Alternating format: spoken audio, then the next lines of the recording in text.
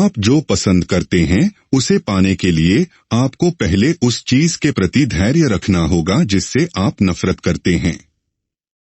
बुरा चरित्र वाला व्यक्ति अपनी आत्मा को ही सजा देता है। असली दोस्त वही है जो जब आप अपने पीछे चलने के लिए कहें तो यह न पूछे कि कहाँ है। अच्छे स्वास्थ्य के लिए अपने आहार पर नियंत्रण रखें। मैंने कभी भी अपनी आत्मा से अधिक कठिन किसी चीज का सामना नहीं किया है जो कभी मेरी मदद करती है और कभी मेरा विरोध करती है। पाखंडी दोष ढूंढता है, आस्तिक बहाने ढूंढता है। जो सीपियां ढूंढते हैं उन्हें सीपियां मिलेंगी, जो उन्हें खोलेंगे उन्हें मोती मिलेंगे। जीभ बहुत छोटी और हल्की होती है, लेकिन यह आपको सबसे बड़ी ऊंचाइयों तक ले जा सकती है और यह आपको सबसे कम गहराई में भी पहुंचा सकती है। अक्सर दो लोगों के बीच प्यार सुंदरता या किसी फायदे के कारण नहीं, बल्कि केवल आध्यात्मिक आत्मीयता के कारण गहरा होता है।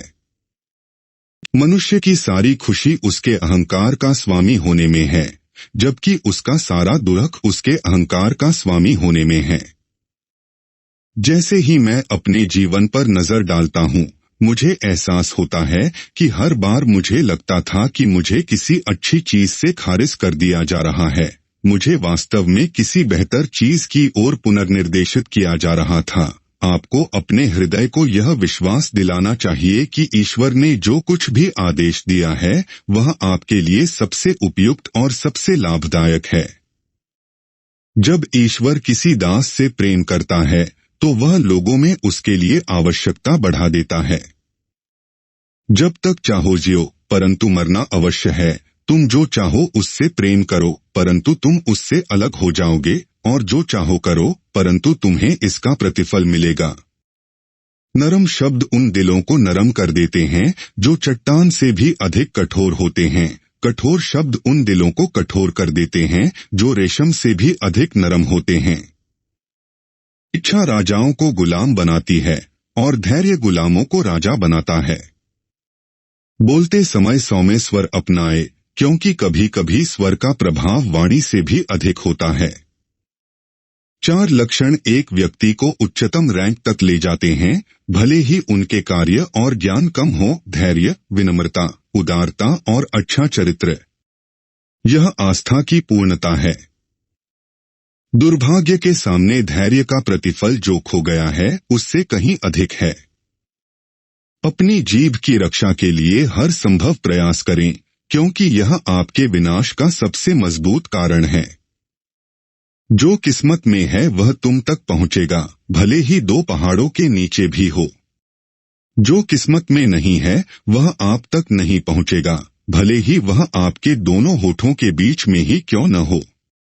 जो कोई दूसरे मनुष्य के बुरे चरित्र की शिकायत करता है, उसने अपने चरित्र की बुराई प्रकट की है।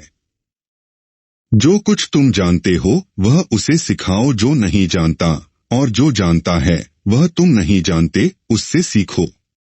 यदि आप ऐसा करेंगे तो आप वह सीखेंगे जो आप नहीं जानते हैं, और जो आप पहले से ही जानते हैं उसे बरकरार रखेंगे। अपने समय की उपेक्षा न करो, न उसका बेतरतीब उपयोग करो। इसके विपरीत आपको अपने आप को जवाबदेह बनाना चाहिए। प्रत्येक दिन और रात के दौरान अपने मुकदमों और अन्य प्रथाओं की संरचना करें। प्रत्येक अवधि में आध्यात्मिक आशीर्वाद इसी प्रकार लाया जा सकता है। यदि आपकी प्रत्येक सांस एक अमूल्य रत्न है तो उन धोखेबाज मूर्खों की तरह मत बनिए जो खुश हैं क्योंकि हर दिन उनकी संपत्ति बढ़ती है, जबकि उनका जीवन हमेशा छोटा होता जाता है। एक सम्मानित व्यक्ति लोगों को यह नहीं बताएगा कि वे कितने महान हैं, लोग उनके साथ रहकर ही उनकी महानता का अनुभव करेंगे। यह मत सोचो कि मौत तो मौत है। नहीं, यह जिंदगी है। स्वर्ग का रास्ता ऊंची चढ़ाई वाला है, जबकि नर्क का रास्ता ढलान वाला है। इसलिए स्वर्ग के लिए संघर्ष है, न कि नर्क के लिए। आत्मानुशासन का अंतिम उद्देश्य अपने हृदय को निरंतर ईश्वर की उपस्थिति में खोजना है। आत्मा को शुद्ध करना गंभीर है, परलोक आगे है, संसार पीछे है, मृत्यु निकट है, यात्रा दूर है और प्रावधान हल्के हैं। ईश्वर में कोई दुख, पीड़ा या क्लेश नहीं है। यदि आप सभी कष्टों और पीड़ाओं से मुक्त होना चाहते हैं तो ईश्वर को मजबूती से पकड़े और पूरी तरह से उसी की ओर मुड़े, किसी और की ओर नहीं। कर्म के बिना ज्ञान व्यर्थ है और ज्ञान के बिना कर्म मूर्खता है। आपके और भगवान के बीच सबसे बड़ी बाधा आप ही हैं। मनुष्य की सच्ची महानता उसकी शाश्वत प्रगति में निहित है। शुरुआत पर महारत हासिल किए बिना अंत तक पहुंचने का कोई रास्ता नहीं है। हम ऐसे प्राणी हैं जो बाहरी दोष देना पसंद करते हैं, यह नहीं समझते कि समस्या आमतौर पर आंतरिक है।